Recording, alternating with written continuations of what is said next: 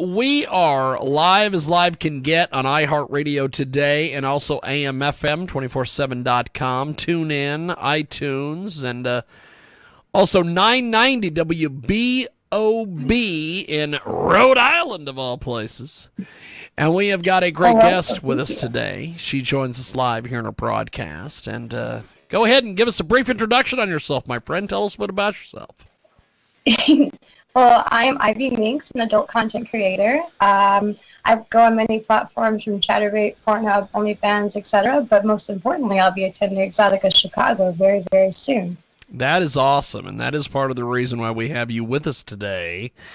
You are going to be part of the Exotica Expo. So is this your first expo, or have you been to some of these expos before?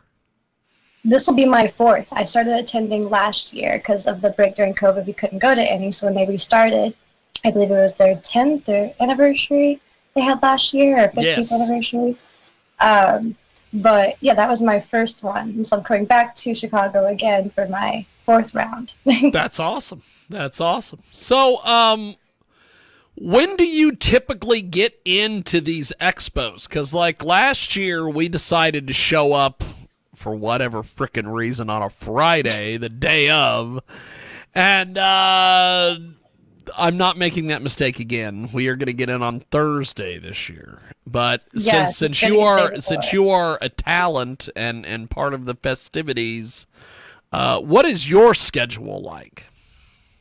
Well, I also arrive usually the day before, just settle in, just decompress, and then it takes pretty much all morning to get ready. And usually you go collaborate with a couple models in between that time when you first get there, just to get some photo shoots out of the way and stuff, and then just game on for the rest of the weekend.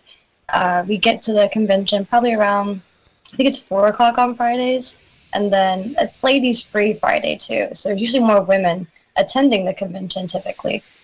So you have more walking populace, and so it's pretty exciting for that too. I can see pretty ladies, but yeah, and from there onward, I mean, it's after parties, and then another day of streaming, which starts a little bit earlier, and then after parties, and then Sundays, another day of streaming, and then furthermore, you have a dinner to attend. At least Chatterbait models do. And I mean, it's constant, nonstop. I recommend, if you're going to go, pick one day if you're not interested in like going to seminars, because you kind of can see it all in the day. Although it's good to go all days if you have like tons of interest to see specific models and you want to talk to each one every day. You might not get to see every single one. But yeah, no, it's worth the experience for sure, at least to attend once. Well, it is a great guest with us today. Ivy Minxxx is with us here on our broadcast. So how do people get in touch with you online? Honestly, I like to joke that I'm Googleable. That's awesome. Often stream again, but I am really active and replying pretty much everywhere that I exist.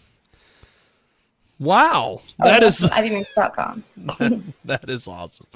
So, you have some interesting videos. You have a tweet that you put up, which is fantastic. Of a, it's like a TikTok thing. It's like a strip talk thing. Yep. How in the fuck did you make this? Well, you're still a creative genius. If you make TikToks, you learn about transitions, and so I just kind of took my witty knowledge of transitions and applied it to a more, I guess, pornographic scape, and it turned out really well for me in the end. I will have to say that it's magic. I love the fact that that people are being taught transitions and all sorts of things in media, and it took Chinese TikTok to get it to get it done.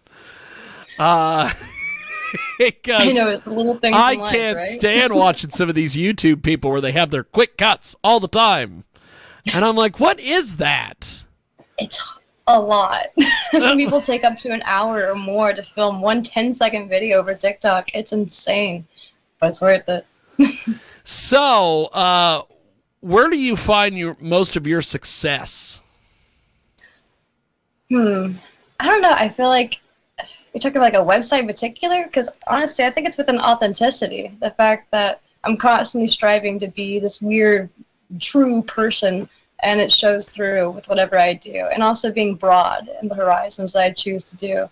So I'm not limiting myself to one platform, but I'm just kind of jumping into all of them a little bit and producing whatever content I can that I find interesting, like balloon fetish or who knows, saran wrap bondage. There's all kinds of odd things you don't even think Saran of. wrap bondage. I have never I'm heard of not kidding. saran I wrap have bondage. so many. I have industrial packing colored saran wrap spools for this specific purpose.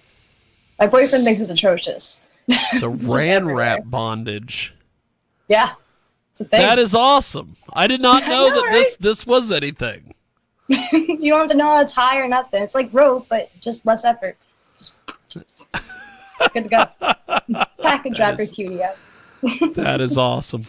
So, how did you end up doing all this and getting involved with being in the webcam industry and everything?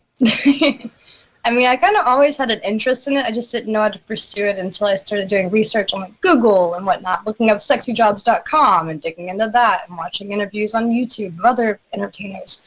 I just kind of dabbled my way into a little bit of studio work and then some photography, and I went on to Pornhub, and well, then I realized I might have a chance at this because I had a viral video within my first month of trying of posting. I didn't even realize OnlyFans existed at that time. I was just like, oh, well, I jerked off on Pornhub, so I'm going to post my videos to Pornhub. And from there, I kind of kept learning things and kept meeting people. I met a lot of different talent at a local BDSM club that I was attending back in the day.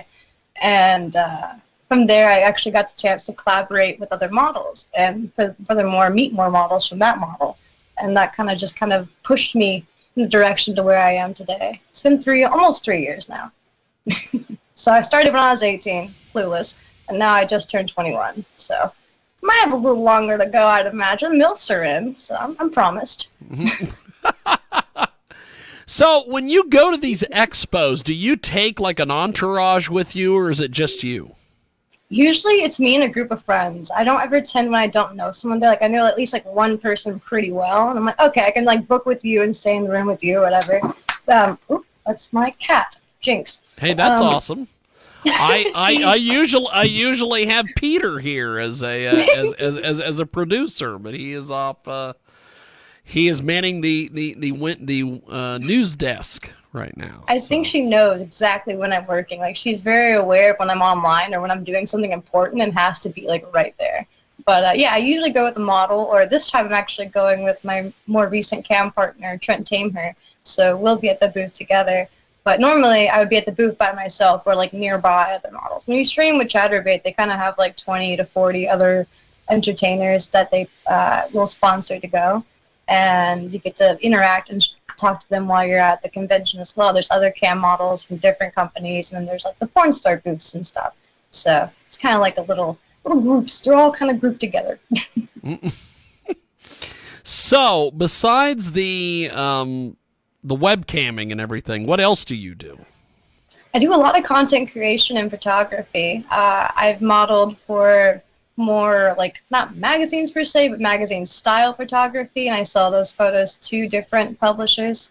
I've done, like I said, the niche content creation. I have worked in pro content creation, although I prefer to actually just work with the talent and do a content trade than to sign for a pro company after. I mean, I signed before, nothing wrong with that per se, but I like to own it. I like to know it's mine and that I worked really hard and I ate that ass very good, and I should have the rights to that video at some point. That'd be great. So that's kind of how I pursue my content productions. I do a lot of my own editing. Well, not a lot, all of my own editing. So all those fun little transitions we were talking about and the fun little popping in the slides and graphics on the screen. I actually taught myself how to code doing this. When I first started sex work, I had no idea how to do any technical stuff. And from now, I can pretty much make anything happen if I desire it. It's kind of nice. So, do you do Final Cut Pro, or are you Adobe, or what are you using? I use Movi Video Editor, and then I have a Splice editor on my phone just in case I want to do something very quickly. It kind of takes some gives. I do a little bit of Photoshop as well, but not for my own imagery. It's for more of my graphic design stuff because I work on clothing with my partner. That's awesome. That's awesome. Try to find multiple paths. Tell me about the clothing stuff that you do. It's called Stuck in Oblivion. It's a new clothing brand. It just dropped today, I believe. We're about to drop the website here in a few hours. It's an alternative line. There are some images of me that are kind of distorted and edgy. It's more appealed to like a gothic male audience, but there are definitely some more non-binary and feminine appeals to it. Very edgy. So it's definitely up my alley. You know, you if you're going to be doing goth stuff and all this freaky deaky craziness, I need to get you in with Michael Nagy. You would be perfect with Michael Nagy. That sounds definitely. I don't know. I need to get into these. Nagy's all into like these industrial bands and going to goth clubs and vampire clubs. Ooh, he's always telling me that if I end up at Exotica in New Jersey at some point, that I usually tell him, well, if I'm going to be coming to New Jersey, we're going to go to Exotica. Well, he always has all these plans to go rock climbing and see abandoned castles and go to vampire clubs and all these vampire bands and all these things. And I'm like, if I'm coming to New Jersey, it's going to be to go to Exotica. It's not going to be doing any of this other nonsense. You would be perfect to be interviewed by Michael Nagy because just all the goth stuff. I think we'd vibe. You are kind of a Michael Nagy perv magnet, I will have to say. Ooh, so I take it as a compliment. So, besides the webcamming and the streaming, are you into all this anime stuff? You look like you're an anime person.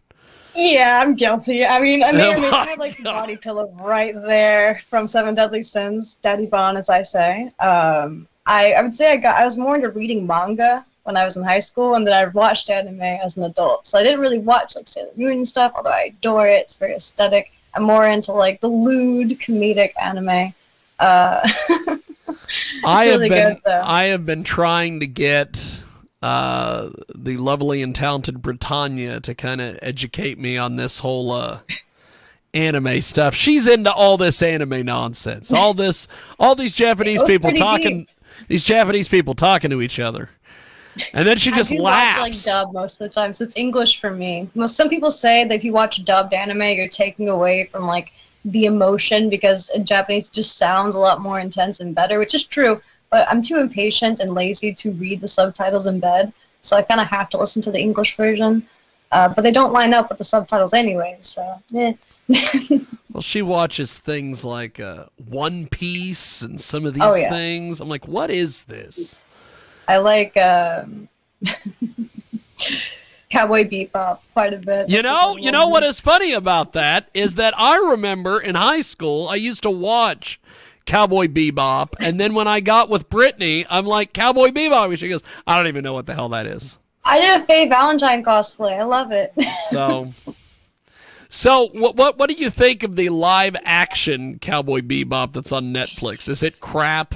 Because I've heard a lot of people say it's crap. I haven't watched it 'cause I'm scared I'm going to hate it, and I don't want to talk shit the entire way through. I'm just like, no. You can't do live action on anime. Typically when they try to recreate something that was not even traditionally American or even if it's not human, it's odd. Some Disney can do it, but I don't think they can afford that. So, okay. What is there's some anime that I'm trying to remember what the hell this was. We had to go to this, and I didn't think this was that big of a deal. We went to a Comic-Con a few years ago, and I didn't think it was that big of a deal that this anime stuff, I'm like, okay, this anime, it's not a big deal. I see people, I hear people, all the stuff. That's like my Bill O'Reilly impression. Already, I know you're wrong. That's my Bill O'Reilly impression. I see people, I hear people. The tide goes in, the tide goes out. You can't explain it. The thing that I'm trying to figure out is we went to this panel. We were supposed to go to this panel discussion for this, like, I don't know what the hell it was, some anime deal, and it was like there was literally 20,000 people at this conference or this panel discussion. Was it the actual person talking? Like it was all these voice actors that were from the Oh yeah. And I'm like, why are they all here? What is this? She's always watching things like Slice of Life. What the hell is that? A slice of life. It's awesome. My something about my next door my next door neighbor was an alien, or my neighbor was a cat, or all these Totoro? weird. Totoro? Probably. The big giant gray one? I just. It's like a Studio Ghibli. I can't pronounce it, but yeah, Studio Ghibli production. That maybe, yeah. And there's supposedly this anime out there that has 5 million episodes or some sort of deal. It's infinite.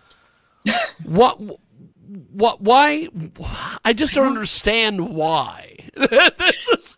I feel like the fans get emotionally attached to the episodes, and I guess the producers can't bear to end it for them because there'd be too much of a riot for the sake that it's over. And they know they can keep producing it because people will keep watching it. It's a lovely gimmick of things. It is. But I'm glad they do that because I wish there were more like Breaking Bad episodes, for instance. Although they're still producing and they're still working on it. Like for Better Call Saul, that is. I'm waiting patiently. So, do you have any tattoos or piercings? I noticed the nose piercing.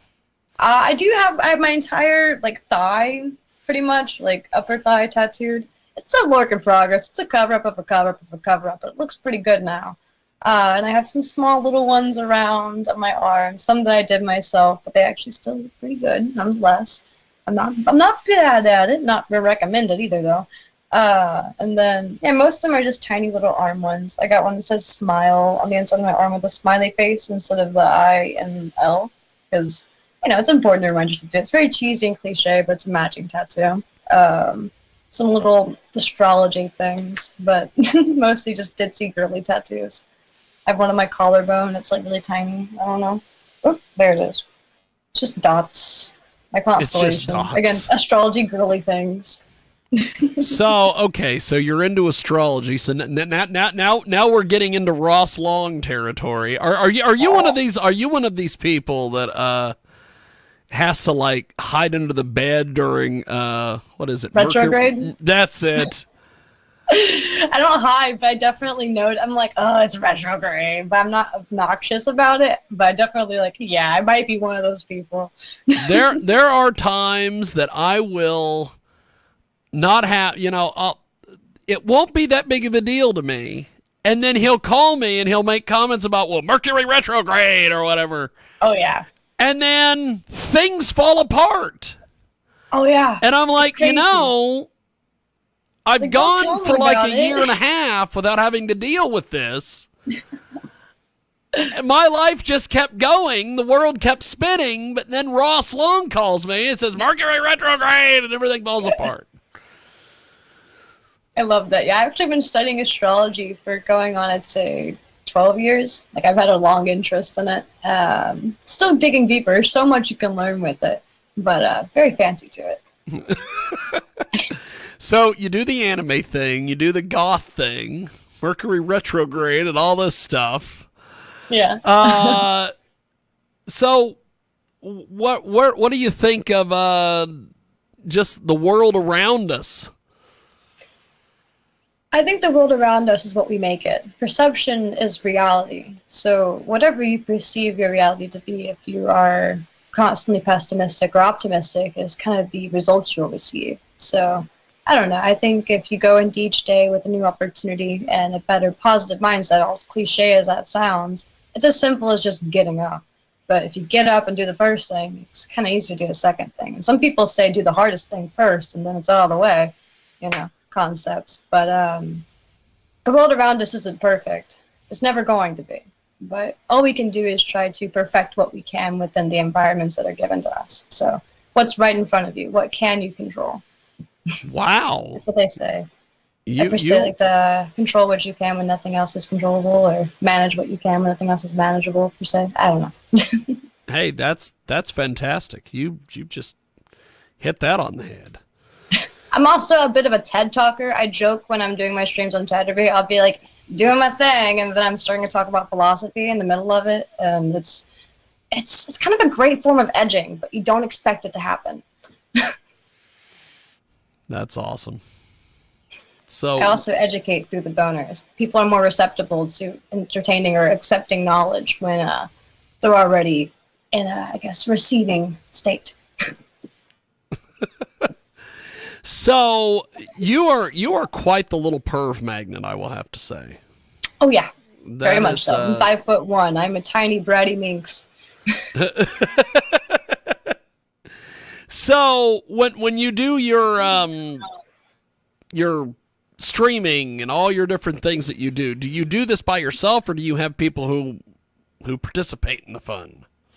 I mean, I collaborate with others. I definitely do streams on myself as well. I have my partner who lives with me. He streams with me every now and again whenever I want to drag him on there. He does also work a real job, so I can't drag him on too often. And I just got done collaborating with Daphne Madison and Alice Rivers. They left like 2 days ago, I think.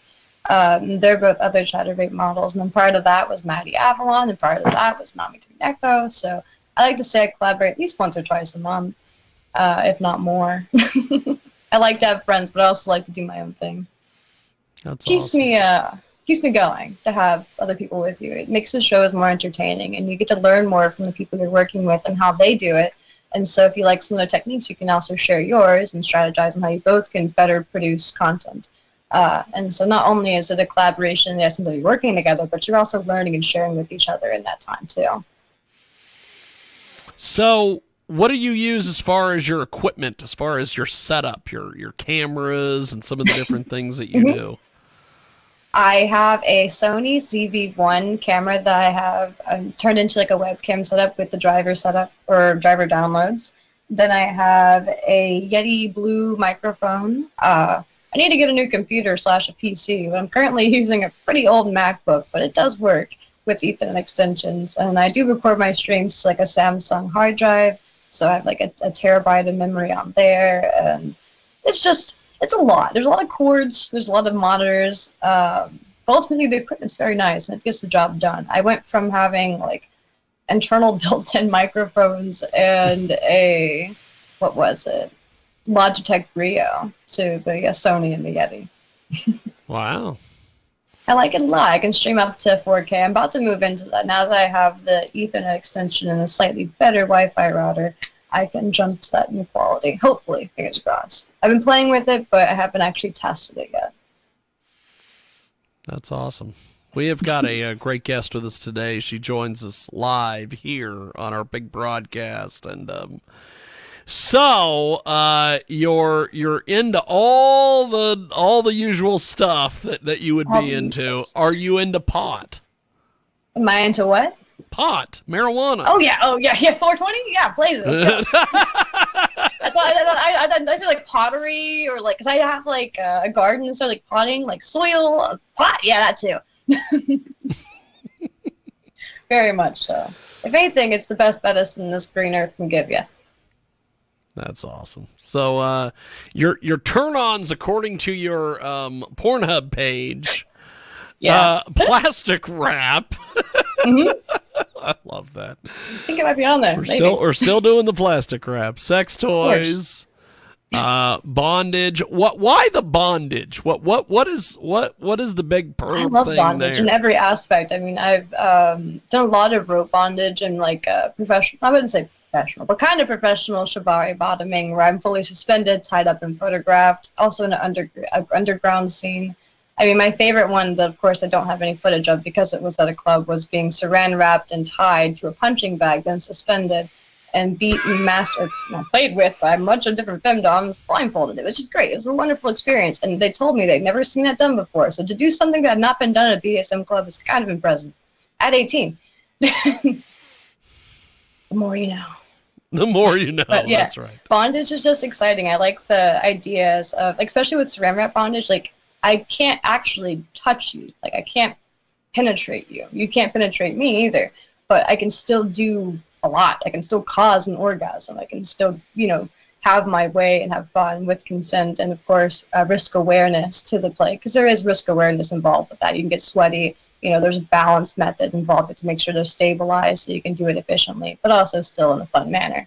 I definitely have a strong ethics sense when it comes to any sort of BDSM that I practice, whether it be femdom, bondage, topping, etc., any form, due to some lovely friends I met in the community. So they have one rack and then fries and then, of course, what was it called? Safe, sane, consensual, usual module. And then RAC is risk aware, informed, enthusiastic, and or engaged kink. So being enthusiastic or engaged can depend on your take. So a sex worker might not be enthusiastic, but they will be engaged if they're consenting and aware, which is a new method they changed. It used to be enthusiastic. And then I think I said fries is freely given, informed consent. Yeah. But the more you know, there's tons of knowledge out there. I recommend fetlife.com if you need some deeper forums to read. That's one that I have a lot of vetting in. If you want to see my deeper kink profile list, I have an account in there too, so you can see even more about what I might like. It's getting pretty litty. Like, it's there. Litter than a titty. Well, you will have to keep in touch with me on the way up to this Exotica thing, because we definitely have to do something with you at Exotica. Yes, for sure. Because I am trying to put together, and I don't know if this is even going to be possible, but you mentioned that you were going to be traveling with with a couple different people. Mm-hmm. I am trying to put together on Thursday evening a radio show, because I'm bringing all my mobile gear. Mm-hmm. And I've got all my crazy, we've got Big Will coming and Lily Craven and all these people, maybe Flex Reed. We've got all sorts of different people coming. And I would love to do something with you and your people, your entourage. My homies. So you let me know as we get closer to where you guys are going to be. I'm sure I'm not going to be staying at the host hotel because Brittany is entirely too cheap. But we will be bringing the gear. So I would like to do something with you guys that evening. And I know Lily will want to do an episode of Jiggy and the Whore, so we will. She is right up my alley. I don't know. She is so strange. I love it. She is so strange. But I appreciate you making time for us today. Thanks for coming on, chatting with us. This has been fun. I hope to do this again. And I'm definitely gonna try to get you linked up with the great Michael Nagy, because I think you would be perfect to chat with Nagy, especially once he starts talking to you about bondage and all this other craziness. Oh yeah, we're gonna get along splendidly. Well, before we let you go, how do people get in touch with you online and social media and all that? It's best way to find me is just go to ivyminxxx.com, ivyminxx.com, or you can just look up goth, teen, goth, emo, whatever, on Pornhub. I pop up pretty quickly, immediately. But no, Google me if it's that easy. Pretty much everywhere is going to be the same thing. Ivy Minxxx, 3 X's. That's awesome. Well, Ivy,